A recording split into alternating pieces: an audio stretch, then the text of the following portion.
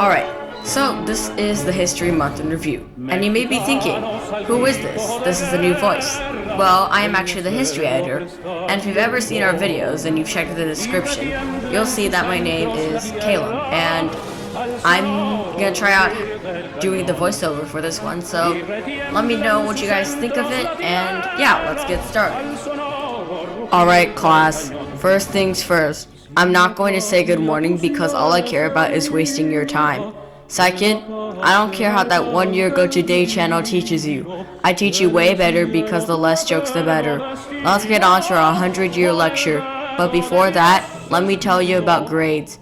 I gave you all a 0 out of 100 on your worksheet because I didn't give proper instructions, and instead of saying that it was my fault, I'm going to blame it on you. Okay, who was the last male British monarch, and he is currently deceased? Nobody? Okay, which monarch was cousins with the Tsar and the Kaiser? Why do you keep coming back? You and your validated and your weird vocab. It was all your fault that they failed and you shouldn't blame it on them. So you thought you couldn't get more things about George VI. Well, oh boy. This is the History Month in Review. Who wants to say George V, Edward VIII, George VI, and Emperor Nicholas II, and more? Everyone? Okay, now that the boring teacher is gone, we shall begin. Now, the first time that the history topic was ever featured on this channel was on February 5th. However, I did not do this one. You can probably tell because comparing that to February 6th, I primarily put pictures in February 6th, while on February 5th, they used Google Slides and screen recorded it. Now this one was really short, so don't blame me if you forgot it. What happened here was in 1917, during the reign of King George V, Mexico had adopted its new constitution. And speaking of George V, let's move on to the big boy British monarchy topic. Let's spin the wheel. Who will we be talking about first? No, I didn't want Mary Queen of Scots. I'm just gonna spin this again. Again? You know what, just give me a second. Ah yes, the obese Henry VIII. Now we talked about him a little bit, but one of the most notable ones was about how he and the Holy Roman Emperor Charles V signed an agreement against the French, where Henry VIII changed England's national religion. The king, Francis I of France, was mad because he was on the Pope's side. The next two were both on February 7th, so go check that video out. Mary Queen of Scots was executed for plotting to kill Queen Elizabeth I. In 1622, James I disbanded the English Parliament. Let's go all the way to right before the House of Stuart was replaced with the House of Hanover. This is when James III left for France. Why? Go watch the February 10th video. Oh, you want to watch this first? James III was a Catholic, and Catholics couldn't be kings. What happened in this case was James II's son was a Catholic, James III. When instead of James III being the monarch, the next monarchs of England and Scotland were Queen Mary II and Queen Anne. When Queen Anne died, George I was made the new monarch of the United Kingdom. This is when King James III led for France because Louis XIV was keen on putting a Catholic on the British throne. It's worth pointing out that Queen Anne made Sophia of Hanover her heir, but Sophia died just shy before she was supposed to take the throne, and George I was made the king. And George I didn't know how to speak English. So, Guten Tag to George I in heaven. So let's see what George I's great-grandson, George III did. Now, this was not included in the February 5th video, because if you check this website, you'll see that they do not appreciate George III. Look. Okay, now look at February 5th. Nothing. Now, look at the website that I currently use. See? So, if you couldn't tell already, we're going to talk about how George IV was made regent when his father was ill. George III was going mad, and if you've seen Hamilton, then John Gruff had to spit on himself and he couldn't even include it during the song You'll Be Back. Or, at least it was the one on Disney+, so check that out, unless I spoiled it for you. I'm sorry. Now, towards the end of his 60-year-long reign, this was starting to take a toll. Starting in 1811 and ending in 1820, this is what was known as the Regency period. This is where the Prince of Wales at the time, or the future George IV, was made the regent.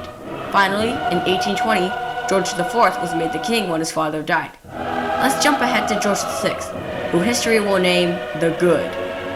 I don't know if that title is official, and sorry if I'm going off script. Our first topic on George VI was his death on the 6th, and I just noticed that. So yeah. George was born as Prince Albert, Duke of York, to King George V and Queen Mary of Teck. In 1936, when George V died, Edward VIII, who was the Prince of Wales at the time, took the throne. However, he decided to abdicate in favor of an American divorcee named Wallis Simpson. This is what put George VI on the throne. He later died in 1952, which segues into our next topic, his burial. After a service at Westminster Abbey, he would travel to Windsor Castle via Paddington, where a train would take him there, and he would go to Windsor Castle, where he would be put to rest. The 4 dukes and many foreign monarchs attended this. His father, Queen Elizabeth II, had a tough decision to make a few days and years after his father's death. Succession laws named the royal house after the father. Prince Philip's last name was Mountbatten, so Queen Elizabeth made it so that Prince Charles's last name would be Mountbatten-Windsor. Anyway, Edward II was named the first Prince of Wales on the 7th because he was born in the castle where they hold the ceremony to invest the Prince of Wales. So now that that's done, let's move on to the French monarchy, which will be more streamlined. So we're going to kick things off with the coronation of King Henry or Henri IV on the 27th. In 1590, Henri III died, and the Protestant Henry IV became the king. With the death of Henri III, the House of Valois ended. It was replaced with the House of Bourbon. He was one of the last kings of France before the Revolution. His reign lasted from 1590 to 1610 when he was assassinated by a Catholic. Let's jump ahead to the French Revolution. So we're going to start with the backstory. So it originally started with King Louis XV, where he and the nobility were throwing a bunch of lavish parties. Eventually, after a 58-year-long reign, he died, and his grandson, Louis XVI, became the king, unprepared. He riled up the people and they overthrew him, ending the French monarchy, for now, and this is called foreshadowing. The First Republic was short-lived, and a military officer known as Napoleon took the title of Emperor of the French. During this time, he took over most of Western Europe and established puppet states, with his brothers as the kings, like Louis Bonaparte, King of Holland, and Joseph Bonaparte, King of Spain. During this time, there were invasions to put Louis XVIII, brother of Louis XVI, back on the throne. And this is off script. If you don't know who Louis XVII is, that's actually Louis XVI's son. And anyway, they were plotting to put Louis XVIII back on the throne in 1804 on the 23rd. Eventually, this did happen in 1815, and Louis XVIII became the king until 1824. Then Charles X became the king until he had to abdicate in 1830. This is where the shortest reigning monarch started his 20-minute reign. Louis XIX reigned from his father's abdication until his own 20 minutes later. Louis spent most of his life before that as the Duke of Angoulême. Once Louis abdicated, Louis Philippe I was made the king of the French. Before this, he spent some time in the military and spent some time in the UK with Prince Edward, Duke of Kent, the father of Queen Victoria, until he was made the king. From 1830 to 1848, Louis Philippe reigned as a liberal king. Then, on the 24th in 1848, he was forced to abdicate and he fled to the UK because he had some political relations with Queen Victoria. And now, that is the end of the French monarchy in February. We will see more in the future. Alright, let's move on to the Russian monarchy. Okay, so we crossed off the UK and France. Who's the other big boy monarchy? The answer is the third biggest empire in history, Russia. Now, we haven't covered them as much as Britain or France, so let's start off with Alexander II. He was the son of Emperor Nicholas I, who became Tsar upon the death of Tsar Alexander I. Anyway, in 1855, Alexander II was made the new Tsar. Seeing the bad state of his empire, he decided to release his people from serfdom, but he failed to lift them out of poverty. This riled with the people, and in 1880, the people attempted to assassinate him. Attempted is the key word here, because it failed. However, the Tsar was killed a year later, so rest in peace Alexander II. Now, let's jump forward to 1917, where Emperor Nicholas II decided to send the military to quell the rebellions on the street. However, this failed and the military mutinied against Nicholas II. So now that we know the deep state of how the empire was in, we can understand why Leon Trotsky left World War I on the 10th. So as many of you guys know, Lenin, in what the Soviet Union kids called the Party of Lenin, otherwise known as communism, started an uprising. When the Tsar was overthrown, the monarchy was replaced with a republic, but the starving populace was still struggling because Alexander Kerensky, the minister chairman, or kinda like the prime minister, didn't want to leave the war. Eventually, the communists broke into buildings and Lenin was eventually made the president. So they could focus on other things, Leon Trotsky announced that he would be leaving the war on the 10th. So to wrap things up, I'm gonna do a speed round between February 1st and February 4th since there was no history for that. Or maybe there was and I'm just not aware. Okay, so this is the speed round.